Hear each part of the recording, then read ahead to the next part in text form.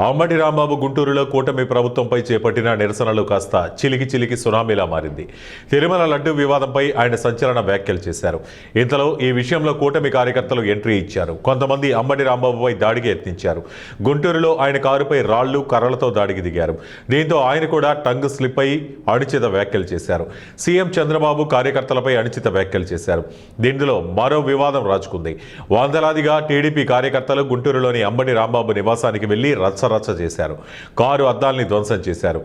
ఫర్నిచర్ను తుక్కు చేశారు. మరోవైపు అంబటి రాంబాబు బేషరతుగా సారీ చెప్పాలని డిమాండ్ చేశారు. కూటమి నేతలు, మంత్రులు, కార్యకర్తలు అంబటి రాంబాబు వ్యాఖ్యలపై మండిపడుతున్నారు. ఇప్పటికే పోలీసులు కేసు కూడా నమోదు చేశారు. మరోవైపు తన వ్యాఖ్యలపై అంబటి రాంబాబు యూటర్న్ తీసుకున్నారు.